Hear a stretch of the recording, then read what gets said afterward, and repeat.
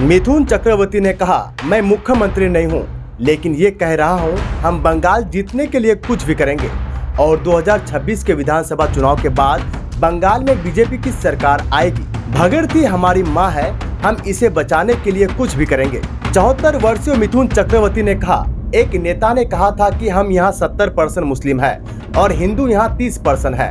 हिंदुओं को काट कर भगीरथी में बहा देंगे।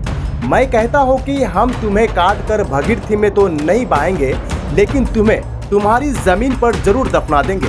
मिथुन चक्रवर्ती ने यह बयान टीएमसी नेता कबीर की टिप्पणी के बाद दिया है। मुर्शिदाबाद में तृणमूल कांग्रेस पार्टी के उम्मीदवार के लिए प्रचार करने के दौरान कबीर ने विवादित टिप्पणी की थी। एक रैली में उन्होंने कथित तौर पर कहा, आप यहाँ के लोगों में 30% हैं, लेकिन हम 70% हैं। और उन्होंने कहा, अगर आपको लगता है कि आप मस्जिदों को ध्वस्त कर सकते हैं और मुसलमान आराम से बैठ जाएंगे तो आप गलत हैं। अगर मैं आप लोगों को भगीरथी में नहीं डुबो पाया तो राजनीति छोड़ दूंगा। और मिथुन चक्रवर्ती ने कहा, मैं मुख्यमंत्री नहीं हूं, लेकिन ये कह रहा हूं, हम बंगाल जीतने के लिए कुछ भी करेंगे और 2026 के विधानसभा चुनाव के बाद बंगाल में बीजेपी की सरकार आएगी। भगीरथी हमारी मां है, हम इसे बचाने के लिए कुछ भी करेंगे। और अमित शाह के सामने ही उन्होंने कहा, हमें पैसे लेने वाले कार्यकर्ता नहीं चाहिए। अगर आप हमारे झाड़ का एक फल तोड़ेंगे तो हम आपके झाड़ का 4 फल तोड़ देंगे। बता दें कि मिथुन चक्रवर्ती को 8 अक्टूबर को दादा साहब फाल्के के पुरस्कार से सम्मानित किया गया था। और मिथुन चक्रवर्ती ने कहा, मैं इसे बार बार कह रहा हूं कि हम 2026 का चुनाव जीतने के लिए कुछ भी करेंगे। मैं यहाँ बैठे गृह मंत्री अमित शाह के साथ ये कह रहा हूँ, हम कुछ भी करेंगे। इस दौरान उन्होंने बंगाल राज्य सरकार पर हिंदू समुदायों को वोट डालने की अनुमति नहीं देने का आरोप लगाया।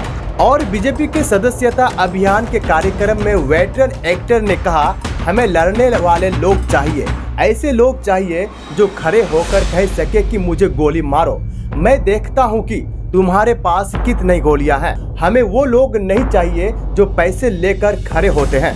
मिथुन चक्रवर्ती के इस बयान के बाद तृणमूल कांग्रेस ने पलटवार किया।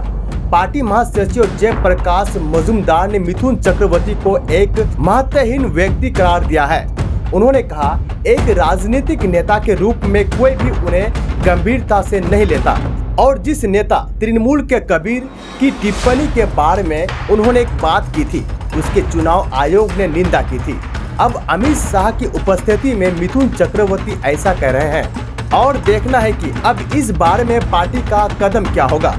लोकसभा चुनाव 2024 में पश्चिम बंगाल में बड़ा नुकसान झेलने के बाद अब बीजेपी 6 विधानसभा सीटों पर होने वाले उपचुनाव को लेकर अपने कार्यकर्ताओं में जोश भरने में जुट गई है। केंद्रीय गृह मंत्री अमित शाह ने इसी सिलसिले में रविवार को कोलकाता का दौरा किया। इस दौरान एक रैली में बीजेपी नेता और वेटरन एक्टर मिथुन चक्रवर्ती ने एक विवादित बयान दिया है। वीडियो इंफॉर्मेटिव लगने पर सब्सक्राइब और शेयर जरूर करें।